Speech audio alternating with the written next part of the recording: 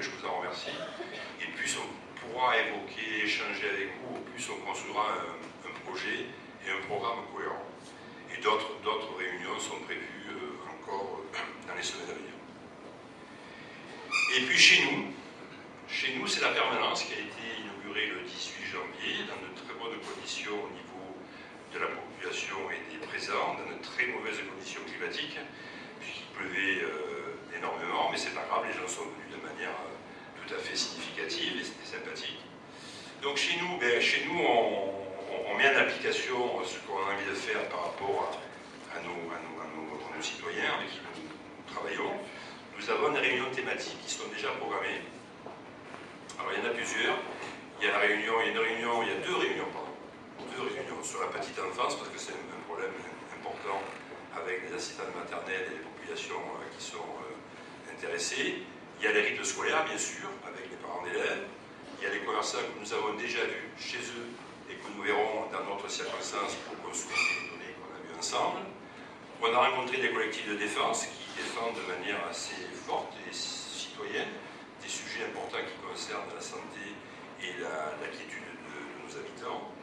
Et puis les associations sportives, bien sûr, et une prochaine réunion sur la sécurité publique, parce que vous le savez, je n'aime pas trop parler de ça en m'appuyant là-dessus, mais c'est une réalité statistique et d'actualité, c'est que depuis quelque temps, la délinquance a pris d'une manière assez significative, surtout au niveau des cambriolages, et il faut à tout prix que nous resservions nos liens, nous, communes, notre police municipale, avec les autorités compétentes, c'est-à-dire la gendarmerie et les autres corps d'État.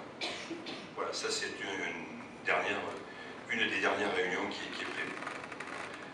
Alors, à partir de là, je vais vous présenter 8 grands axes de développement de notre programme. Le programme, bâtir un programme en 8, 10, 12, 14, 16 points, c'est toujours très compliqué. Bon, nous on a choisi 8 points. Enfin, si on s'écoutait, il faut savoir que sur chaque point, on pourrait faire 4 pages.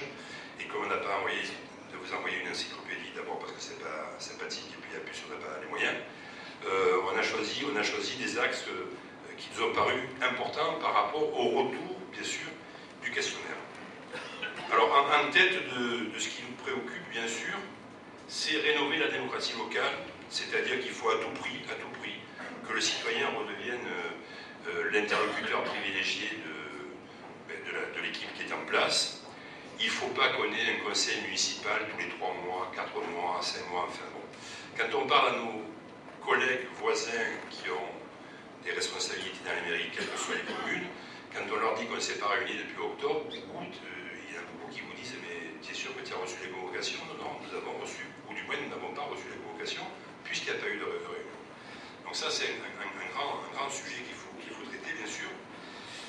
Et puis, bien sûr, ce qu'on disait tout à l'heure, nous allons passer les 10 000 habitants, nous allons rentrer dans un nouveau schéma territorial que je développerai après, donc il faut vraiment qu'on réactive cet échange entre les personnes. Et puis, bien sûr, en deuxième, c'est promouvoir la jeunesse et le sport. C'est-à-dire que là, il y a encore aussi des choses sont faites sur le dossier, on ne va pas dire que rien n'est fait, mais on s'est aperçu de beaucoup d'éléments qui nous manquaient.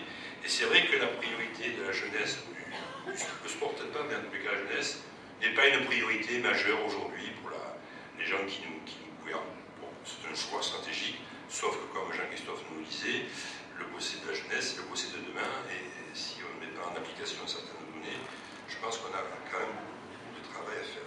Alors là-dedans, il y a beaucoup de sujets, comme les équipements sportifs, les crèches, bien sûr, où là, il y a un problème de capacité, peut-être une création d'une maison des sports et de la jeunesse. En 2 mots, grandir au bossé doit être un vrai projet. Troisièmement, c'est enrichir la vie sociale et culturelle. Donc, c'est ce qu'on disait tout à l'heure, la vie sociale, c'est un peu tisser des liens entre les gens sur le territoire, puisqu'on s'aperçoit qu'il y a jusqu'à maintenant une certaine division, je dirais une division technique entre le centre et les quartiers côté campagne. Alors, il ne faut plus dire les écarts, parce que les 2 premières fois, on n'a pas eu d'écart, écart étant une terminologie administrative, c'est pas... Sauf que la première fois, les gens nous ont dit, mais non seulement on est loin, non seulement on ne s'occupe pas de nous, mais en plus on est mis à l'écart. Donc ça fait beaucoup d'un coup. Donc nous aussi, ils ont raison d'ailleurs, parce que moi-même j'habite dans les quartiers dits côté campagne. Donc là aussi, il y a un gros travail de schéma territorial à mettre en place pour qu'il y ait effectivement une vie de quartier un peu différente. Et les gens sont demandeurs, hein, parce que pourquoi pas rêver d'un jour de faire la fête annuelle du Bossé aux Folies, et l'année d'après au Rouve. Enfin, je veux dire, je ne retenais pas les noms, c'est pour que justement les gens s'approprient ce territoire qui est aujourd'hui un peu en déshérence. Et puis bien d'autres sujets, bien sûr. Et puis, développer un partenariat actif avec le tissu économique. Bon, on a rencontré l'association des commerçants, on a rencontré d'autres décideurs qui sont sur place. C'est l'éternel problème. Hein. Je sais que c'est une vraie question, que c'est pas facile, que le commerce de proximité dans une commune de 10 000 habitants, quand beaucoup de communes importantes autour qui développent des grandes surfaces sont attractives, il faut qu'on retrouve un commerce qui soit différent, qui soit de complément, qui soit généré par une équipe d'hommes et de femmes qui soient motivés. Et nous, on a un grand projet là-dessus, c'est que on a l'intention dans le programme, là je dévoile déjà une partie du programme concernant ce sujet, c'est de créer un office du commerce, de l'artisanat et de l'agriculture. C'est-à-dire qu'aujourd'hui, on s'aperçoit qu'on part en ordre dispersé. Il faut à tout prix qu'il y ait une entité qui soit même peut-être paritaire, enfin moi je la souhaite paritaire, qui puisse être gérée pour le bien de l'ensemble du tissu économique. Et puis, assainir les finances locales. Alors, je ne vais pas rentrer dans le combat des courbes, hein, parce que là, c'est un grand moment. D'autant plus que c'est absolument ridicule. Il y a encore 30 ans, un élu pouvait faire à peu près croire ce qu'il voulait à un concitoyen. Aujourd'hui, il suffit d'aller sur 2 ou 3 sites gouvernementaux pour avoir en instantané les vrais chiffres d'une commune. Donc, vouloir imposer ou renseigner les concitoyens sur des chiffres qui n'ont aucun sens, c'est une insulte à l'intelligence des gens quand même. Enfin, il y en a quelques-uns qui n'ont pas Internet, je ne sais pas ce que je peux dire. Enfin, je veux dire, aujourd'hui, c'est tombé dans le domaine commun, public, et c'est accessible par tous. Donc là, beaucoup de travail à faire, et puis surtout la chasse au gaspillage, puisqu'on a repéré environ 1 million d'euros par an, qui pourraient être infusés dans le cadre du post-investissement. Je vous ai dit tout à l'heure, 12 ou 13 millions, pardon, sur 6 ans. Ça veut dire que si on peut économiser ou gagner à peu près 1 million par an, on gagne à peu près 40 à 50% de notre capacité d'investissement en plus, sans augmenter l'impôt. Ensuite, penser à un urbanisme moderne et désintéressé. Un urbanisme moderne et désintéressé, bon, le PLU a été voté. Le PLU n'est pas un document figé. Je sais qu'il y a des recours. Enfin, nous savons tous qu'il y a des recours. Nous savons. Alors, il y a des recours que je qualifierais d'incontournables parce qu'il y a des recours. Il y a des gens qui font constamment des recours parce que c'est dans leur nature. Pourquoi pas? Après, il y a des recours de fond, c'est-à-dire sur la définition des zones. Et effectivement, là, il faut qu'on soit beaucoup plus attentif. Et sans casser le PLU, parce que là, c'est une catastrophe. Ce PLU peut être révisé, peut être analysé programme par programme, zone par zone. Et on peut tout à fait, on peut même aider à ce que les recours en cours ou à venir soient atténués ou gérés de manière un peu différente qu'une approche toujours conflictuelle.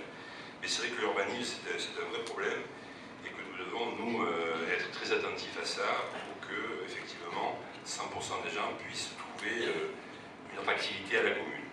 Et puis désintéresser parce que tout simplement, il faut éviter ce qu'on a connu. Alors, je ne fais pas de focalisation sur les 5 dernières années. Mais bon, c'est vrai que la pression foncière est telle qu'il faut faire tout ce qui est possible pour avoir un désintéressement le plus total. Ensuite, préserver notre cadre de vie. Préserver notre cadre de vie, c'est un peu tout ce qui peut être circulaire et tout à fait cohérent en fonction du territoire. Bon, là, il y a beaucoup de sujets. Hein. Ça commence un peu par la sécurité. La sécurité, je ne sais pas si vous avez vu la carte du Bossé. Enfin, vous avez vu la carte du Bossé, forcément. Mais si vous avez vu la carte du Bossé, définie par les autorités compétentes concernant l'approche du risque